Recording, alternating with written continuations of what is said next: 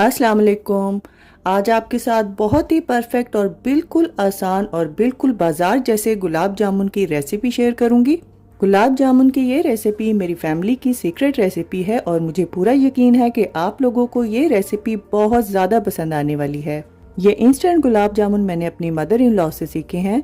आप लोगों ने वीडियो को बिल्कुल भी स्किप नहीं करना। मैं आपके साथ बहुत सारी टिप्स शेयर करूंगी जो कि गुलाब जामुन को परफेक्ट बनाने में आपके काम आएंगी।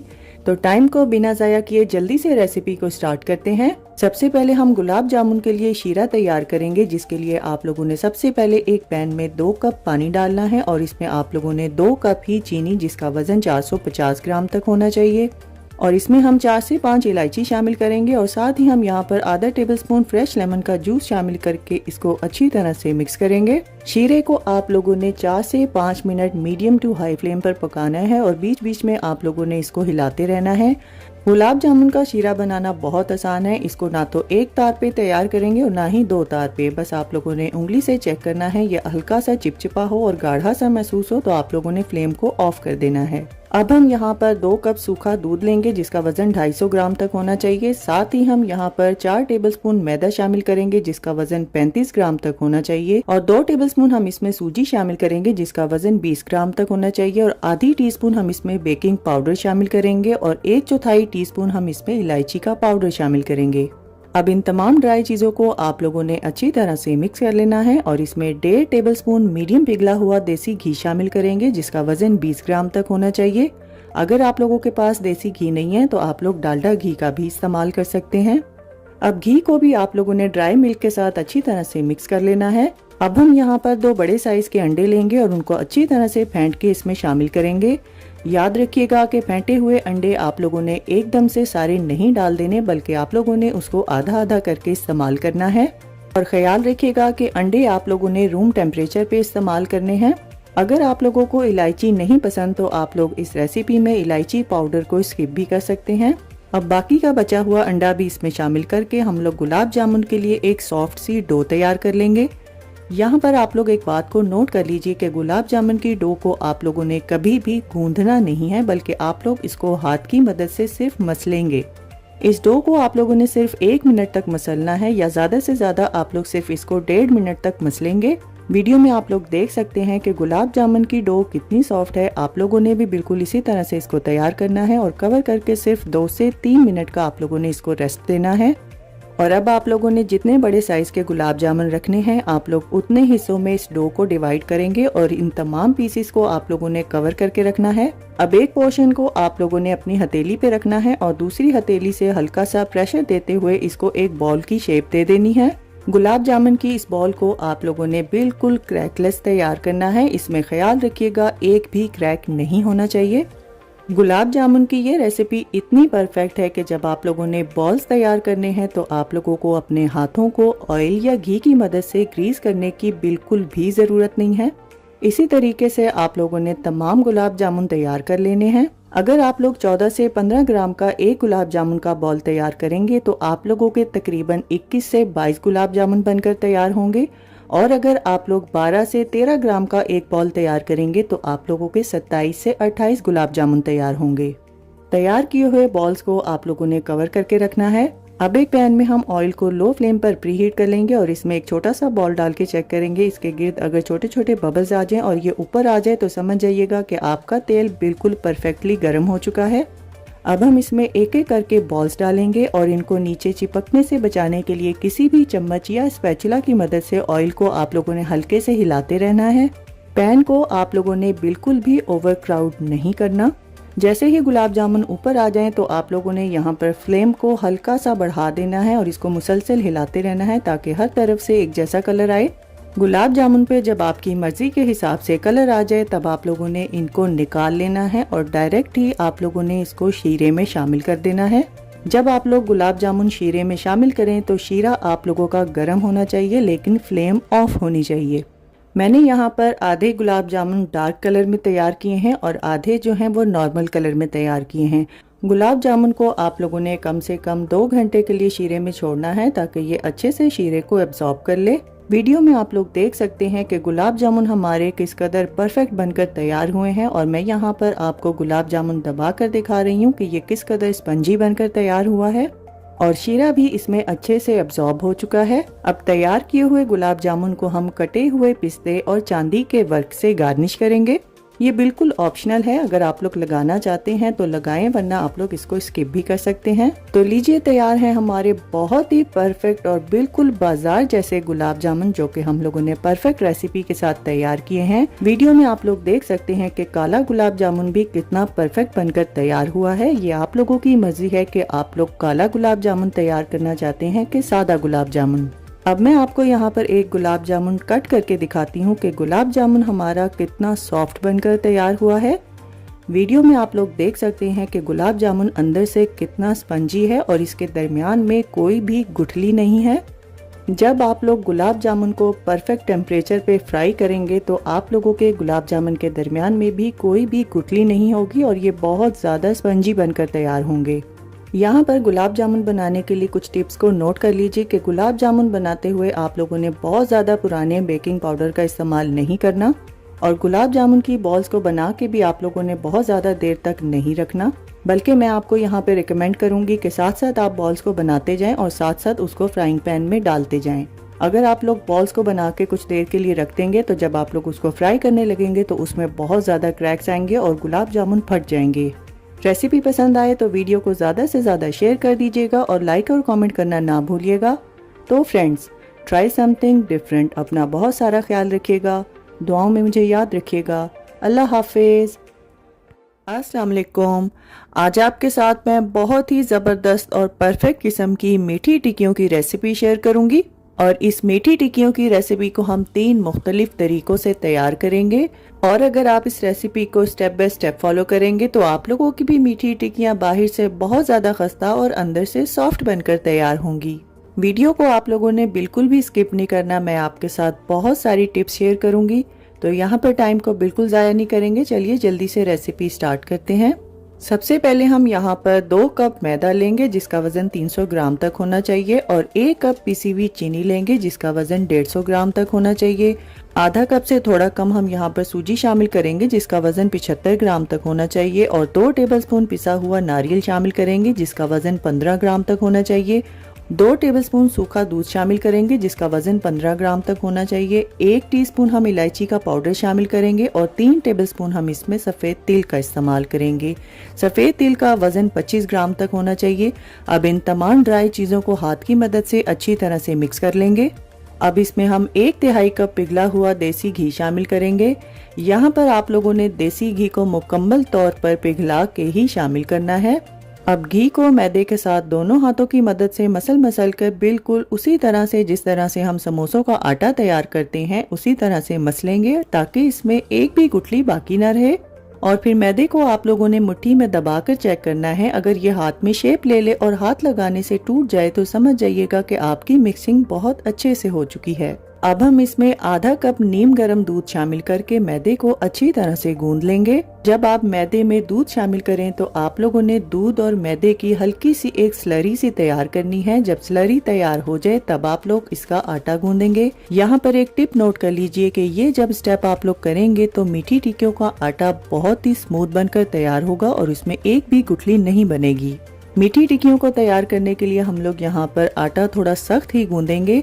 अगर आप लोग इसमें ज़्यादा दूध का इस्तेमाल करेंगे तो डो बहुत सॉफ्ट हो जाएगी और आपकी मीठी टिक्कियाँ बिल्कुल भी अच्छे से बनकर नहीं तैयार होंगी। आटे को आप लोगों ने 2 से 3 मिनट के लिए गूंदना है और हाथों पे बिल्कुल भी आप लोगों को तेल लगाने की ज़रूरत नहीं है। आटा गूंदते हुए जब आटा बर्तन छोड़ दे तो इसको आप लोगों ने कवर करके आधे घंटे के लिए छोड़ देना है। डो को 30 मिनट का रेस्ट देने के बाद आप लोगों ने किसी भी साफ सरफेस पे तेल या देसी घी लगाना है और डो को 3 इक्वल हिस्सों में डिवाइड करना है। डिवाइड किए हुए 3 हिस्सों में से आप लोगों ने एक हिस्सा डो का लेना है और इसको हाथ की मदद से फ्लैट करना है। अब हम इसमें 1 टेबलस्पून कुटी हुई सौंफ शामिल करेंगे और इसको मिलाकर हम एक बॉल की शेप दे देंगे। यहाँ पर अगर आप लोग चाहें तो साबुत सौंफ का भी इस्तेमाल कर सकते हैं। अब इस तैयार किए हुए बॉल को आप लोगों ने कवर करके रख देना है। अब हम यहाँ पर डो का दूसरा हिस्सा लेंगे और इसको भी हाथ से फ्लैट करेंगे और इसमें 1 टेबलस्पून कुटे हुए बादाम और 1 टेबलस्पून कुटे हुए पिस्ते शामिल करेंगे और इसको हाथ की मदद से अच्छी तरह से मिक्स करेंगे और इसको भी हम एक बॉल की शेप दे देंगे और इसको भी आप लोगों ने कवर करके एक साइड पे रखना है। डो का जो तीसरा हिस्सा है उसको आप लोगों ने एज इट इज़ ही रखना है। डो को बेलते हुए यहाँ पर आप लोगों ने ड्राई मैदे का इस्तेमाल बिल्कुल नहीं करना और इसको बेलते हुए आप लोगों ने रोलिंग पिन को भी देसी घी से अच्छी तरह से ग्रीस कर लेना है और हल्के हाथ से आप लोग इसको बेलेंगे। मीठी टिक्कियाँ बनाने के लिए आप लोगों ने इसको बहुत ज़्यादा पतला नहीं बेलना बल्कि आप लोग इसको मोटा ही रखेंगे।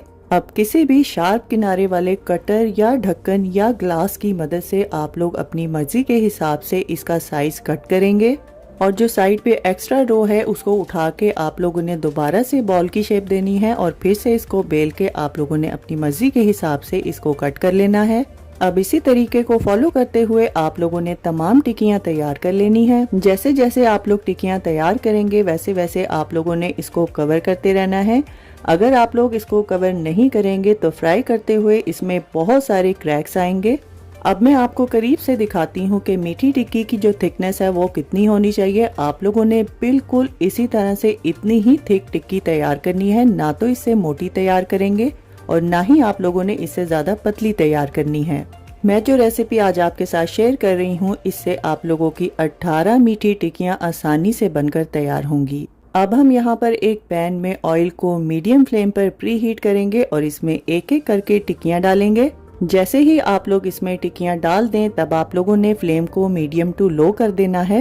मीठी टिक्कियाँ फ्राई करते हुए आप लोगों ने पैन को ओवर क्राउड बिल्कुल नहीं करना। 3 से 4 मिनट के बाद जब आप लोग देखेंगे एक साइड पे अच्छा ब्राउन कलर आ गया है तो आप लोग इसकी साइड को चेंज करेंगे। फ्राई करते हुए और पलटते हुए टिक्कियाँ थोड़ी सॉफ्ट ही होंगी। यहाँ पर आप लोगों ने बिल्कुल भी परेशान नहीं होना, बहुत ही एहतियात के साथ आप लोग इसको पलटेंगे और जब दोनों साइड पे आपकी मर्जी के हिसाब से कलर आ जाए तो आप लोग इसको निकाल लेंगे। इन टिक्कियों को आप लोगों ने कूलिंग रैक पे रखना है। जैसे जैसे इसको हवा लगेगी ये बहुत ही क्रिस्पी हो जाएंगी।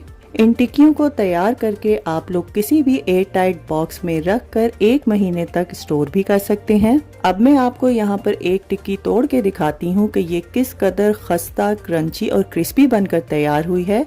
यकीन जानिए ये रेसिपी बहुत ही कमाल की रेसिपी है और एक बार आप लोगों ने इस रेसिपी को मेरे कहने पर ज़रूर ट्राई करना है और इंशाल्लाह मैं दावे से कहती हूँ कि आपकी फैमिली में बच्चे हों या बड़े इस रेसिपी को बहुत ज़्यादा पसंद करेंगे।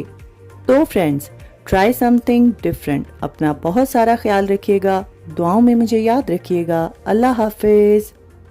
अस्सलाम वालेकुम। आज आपके साथ पाकिस्तान के शहर लाहौर की एक बहुत ही मशहूर सौगात की रेसिपी शेयर करूंगी, खलीफा नान खताई। ये एक देसी स्टाइल का कुकी है जिसको देसी घी से ही तैयार किया जाता है और अंदरून शहर लाहौर की ये बहुत ही मशहूर सौगात है। मैंने बहुत सारे एक्सपेरिमेंट्स करने के बाद ये परफेक्ट रेसिपी तैयार की है और मुझे पूरी उम्मीद है और पूरा कॉन्फिडेंस है कि आप लोगों को ये रेसिपी बहुत ज़्यादा पसंद आएगी। यहाँ पर टाइम को बिल्कुल भी ज़ाया नहीं करेंगे। आइए रेसिपी स्टार्ट करते हैं। सबसे पहले हम एक पैन में आधा कप बादाम डालेंगे जिनका वज़न 60 ग्राम तक होना चाहिए। इस रेसिपी में आप लोगों ने छोटे साइज़ के बादाम का इस्तेमाल करना है। अब यहाँ पर आप लोगों ने आधी टीस्पून के बराबर देसी घी से तमाम बादामों को कवर कर देना है और मीडियम टू लो फ्लेम पर बादामों को हम जो है रोस्ट कर लेंगे। आप लोगों ने रोस्ट करते हुए इसे मुसलसल हिलाते रहना है। जब आप फ्लेम को ऑफ भी कर देंगे तब भी आप लोगों ने थोड़ी देर तक इसको मुसलसल हिलाते रहना है। अब एक खुले बर्तन में आधा कप मीडियम पिघला हुआ देसी घी डालेंगे जिसका वजन 120 ग्राम तक होना चाहिए। अब हम इसमें 3/4 कप पाउडर चीनी शामिल करेंगे जिसका वजन 120 ग्राम तक होना चाहिए। इस रेसिपी में आप लोगों ने घी को जो है ना तो ठंडा इस्तेमाल करना है और ना ही आप लोगों ने गर्म इस्तेमाल करना है। घी जो है वो रूम टेम्परेचर पर होना चाहिए। घी और चीनी को 2 से 4 मिनट के लिए अच्छी तरह से मिक्स करेंगे। आप लोगों ने इसको इतना मिक्स करना है कि ये फ्लफी हो जाए और थोड़ा सा ये बटरी फॉर्म में आ जाए। अगर आप लोगों के पास मशीन नहीं है तो आप लोग इसको हाथ से भी मिक्स कर सकते हैं, लेकिन मशीन से ज़्यादा अच्छा रिजल्ट आएगा। अब हम इसमें 1.5 कप यानी 200 ग्राम मैदा डालेंगे। साथ ही हम इसमें 2 टेबलस्पून यानी 15 ग्राम बेसन डालेंगे। 1 टीस्पून बेकिंग पाउडर जिसका वजन 5 ग्राम तक होना चाहिए। 2 चुटकी बेकिंग सोडा शामिल करेंगे और 1 चुटकी हम नमक शामिल करेंगे।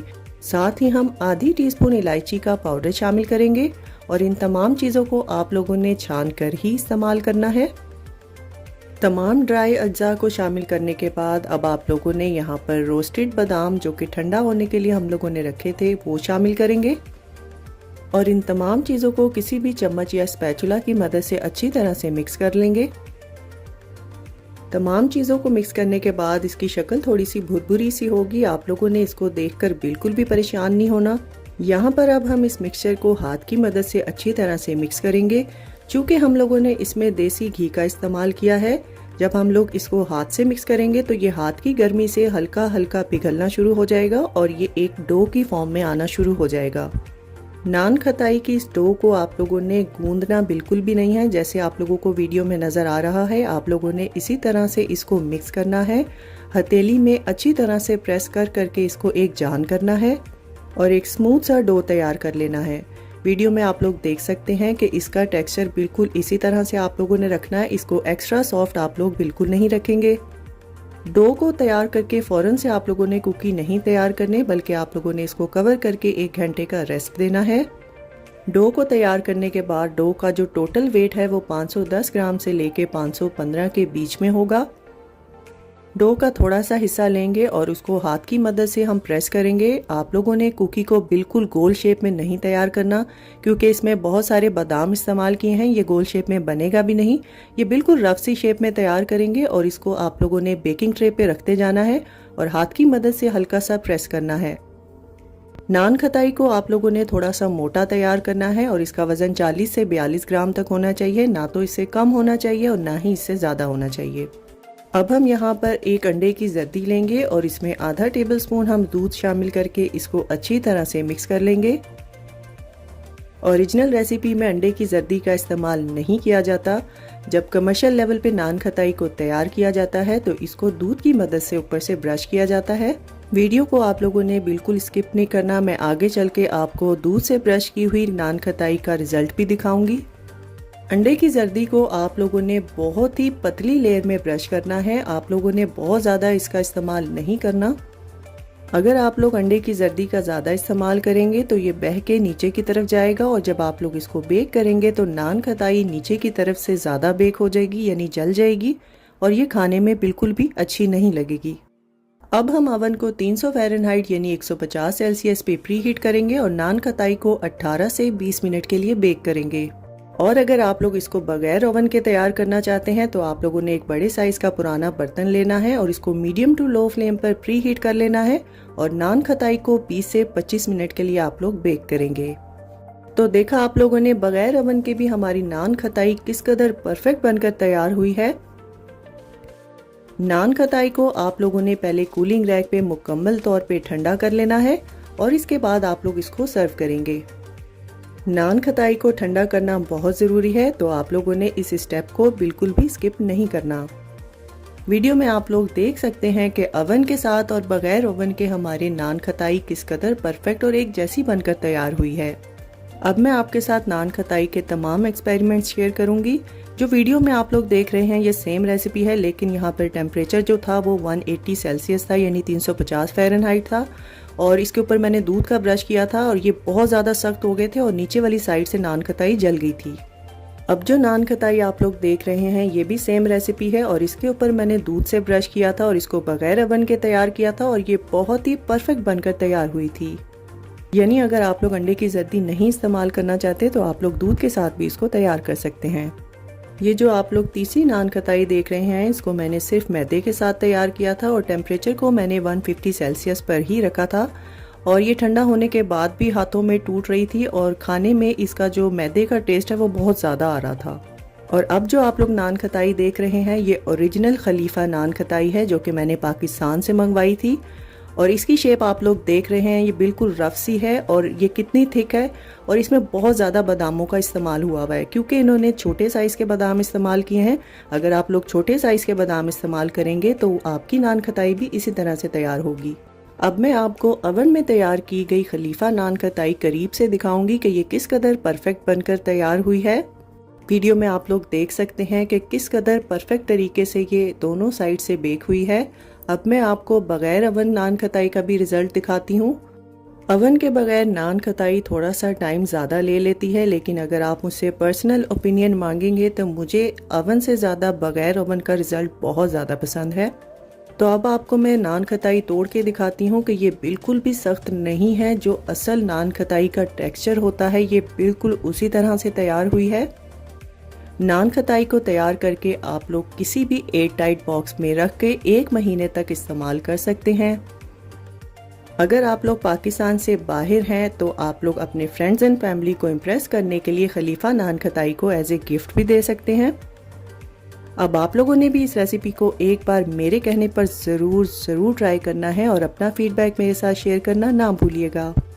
शाम की गर्मा गर्म चाय हो और साथ खलीफा नान खताई हो तो चाय का मज़ा डबल हो जाता है। और जिसने खलीफा नान खताई लाहौर में खाई हुई है मुझे कमेंट करके ज़रूर बताइएगा। रेसिपी पसंद आए तो वीडियो को लाइक और कमेंट करना आप लोगों ने बिल्कुल नहीं भूलना। तो फ्रेंड्स, ट्राई समथिंग डिफरेंट। अपना बहुत सारा ख्याल रखिएगा, दुआओं में मुझे याद रखिएगा। अल्लाह हाफिज़। अस्सलाम वालेकुम। आज आप लोगों के साथ विंटर स्पेशल में एक बहुत ही मज़ेदार और बहुत ही आसान आलमंड केक यानी बादाम केक की रेसिपी शेयर करूंगी। केक की ये रेसिपी मैंने बहुत अरसा पहले YouTube से ही सीखी थी और ये मेरी केक की रेसिपीज में से one of the best recipe है। मैं दावे के साथ कहती हूँ कि जब आप लोग इसको एक बार ट्राई करेंगे तो आप लोग इसके फैन हो जाएंगे। बहुत ही परफेक्ट मेजरमेंट्स और बहुत ही डिटेल के साथ आपके साथ ये रेसिपी शेयर करने लगी हूँ। तो चलिए रेसिपी स्टार्ट करते हैं। सबसे पहले हम यहाँ पर केक पैन को ऑयल के साथ ग्रीस कर लेंगे। मैं यहाँ पर 9 इंच के पैन का इस्तेमाल कर रही हूँ। अगर आप लोग केक की हाइट ज्यादा रखना चाहते हैं तो आप लोग छोटे साइज के पैन का इस्तेमाल करेंगे। अब हम इस पे पार्चमेंट पेपर लगा देंगे और इसको 1 से 2 टेबलस्पून अनसॉल्टेड बटर के साथ अच्छी तरह से ग्रीस करेंगे। पैन की साइड्स को भी आप लोगों ने बटर से अच्छी तरह से कवर करना है और ख्याल रखिएगा कि बटर की लेयर जो है वो थोड़ी थिक होनी चाहिए। अब हम यहाँ पर 80 से 100 ग्राम तक बादाम लेंगे और इनको दरमियान में से कट करके 2 हिस्सों में डिवाइड कर लेंगे। और पैन की बेस को आप लोगों ने बादाम से अपनी मर्जी के हिसाब से डेकोरेट कर लेना है। यहाँ पर अगर बटर की लेयर थिक होगी तभी बादाम अच्छे से स्टिक कर सकेंगे। अब हम यहाँ पर तकरीबन आधा कप पिसे हुए बादाम पैन की बेस में अच्छी तरह से फैला देंगे। ख्याल रखिएगा कि बादाम का पाउडर बहुत ज़्यादा फाइन नहीं होना चाहिए। अब पैन को हिलाते हुए आप लोगों ने ये बाकी के जो बादाम के पीसेस हैं इनको साइड्स पे भी अच्छी तरह से स्टिक कर देना है। यानी केक पैन को आप लोगों ने हर तरफ से पिसे हुए बादामों से कवर कर देना है। रेसिपी शुरू करने से पहले ही आप लोगों ने केक पैन को रेडी करके रखना है। अब एक बाउल में आप लोग 200 ग्राम मीडियम पिघला हुआ अनसॉल्टेड बटर डालेंगे और साथ ही आप लोगों ने 200 ग्राम ही चीनी भी शामिल कर देनी है। अब बटर और चीनी को आप लोगों ने बीटर की मदद से अच्छी तरह से मिक्स कर लेना है। यहाँ पर बस आप लोगों ने ख्याल रखना है कि बटर बहुत ज्यादा पिघला हुआ नहीं होना चाहिए। बटर और चीनी को अच्छे से मिक्स करने के बाद अब आप लोगों ने 1 टीस्पून वनीला एसेंस शामिल करना है और साथ ही आप लोग यहाँ पर 1 अंडा शामिल करेंगे और बीटर की मदद से इसको चंद सेकंड के लिए बीट करेंगे। इस रेसिपी के लिए आप लोग टोटल 4 अंडों का इस्तेमाल करेंगे और अंडों को आप लोगों ने रूम टेम्परेचर पे इस्तेमाल करना है। एक एक करके आप लोग अंडा शामिल करेंगे और कुछ सेकंड के लिए आप लोग साथ साथ इसको बीट करते जाएंगे। लेकिन अगर आप लोग ये रेसिपी समर में बनाएंगे तब आप लोग इसमें ठंडे अंडों का इस्तेमाल करेंगे। ख्याल रखिएगा कि आप लोगों ने एकदम से सारे अंडे नहीं शामिल करने। अंडों को अच्छी तरह से मिक्स करने के बाद अब हम इसमें 1.5 कप मैदा शामिल करेंगे जिसका वजन 175 ग्राम तक होना चाहिए और 1 टेबलस्पून हम इसमें बेकिंग पाउडर शामिल करेंगे और इन दोनों चीजों को आप लोगों ने छान के इस्तेमाल करना है। अब हम इसमें 1/4 कप के बराबर पिसे हुए बादाम शामिल करेंगे और इन तमाम चीजों को आप लोगों ने स्पैचुला की मदद से मिक्स कर लेना है। अगर आप लोग इसमें बादाम शामिल नहीं करना चाहते तो आप लोग यहाँ पर 200 ग्राम मैदे का इस्तेमाल करेंगे। बैटर को मिक्स करते हुए आप लोग देखेंगे कि बैटर जो है वो थोड़ा थिक होगा, तो यहाँ पर आप लोगों ने बिल्कुल भी परेशान नहीं होना। चूंकि ये बटर केक है तो इसकी कंसिस्टेंसी थोड़ी सी थिक ही होगी, तो आप लोगों ने भी बिल्कुल इसी तरह से इसको रेडी करना है। अब तैयार किए हुए केक बैटर को आप लोग पैन में डाल देंगे। बस ख्याल रखिएगा कि बैटर को आप लोगों ने हर तरफ इवनली फैला देना है। केक के बैटर को आप लोगों ने बहुत ही हल्के हाथ से स्पैचुला की मदद से हर तरफ फैला देना है। केक को बेक करने के लिए आप लोग पहले बेकिंग ट्रे लेंगे, उसके ऊपर केक की बेस रखेंगे और फिर आप लोगों ने इसके ऊपर केक पैन रखना है। अब केक को आप लोगों ने 350 फ़ारेनहाइट यानी 180 सेल्सियस प्री हीटेड ओवन में 35 से 40 मिनट के लिए बेक करना है। जब केक रेडी हो जाए तब आप लोगों ने पैन को थोड़ी देर के लिए ठंडा करना है और फिर आप लोगों ने सर्विंग प्लेट पर इस पैन को पलट देना है। अब यहाँ पर आप लोगों ने केक को थोड़ा ठंडा करना है और इसको ग्लॉसी लुक देने के लिए हम लोग यहाँ पर 2 से 3 टेबलस्पून कोई भी जैम लेंगे और इसमें 3 से 4 टेबलस्पून पानी डाल के जैम और पानी को आप लोगों ने मीडियम टू लो फ्लेम पर कुछ सेकंड के लिए पकाना है। जब जैम थोड़ा सा लिक्विडी हो जाए और इजीली स्प्रेडेबल हो जाए तब आप लोगों ने इसको ठंडे किए हुए केक की टॉप पर इसको अच्छी तरह से फैला देना है, यानी केक के टॉप को हम ब्रश की मदद से ग्लेज करेंगे। मैंने यहाँ पर स्ट्रॉबेरी फ्लेवर के जैम का इस्तेमाल किया है, आप लोग अपनी मर्जी के हिसाब से कोई भी फ्लेवर यूज कर सकते हैं। बस ख्याल रखिएगा कि जैम का जो स्प्रेड है वो बहुत ज्यादा लिक्विडी नहीं होना चाहिए।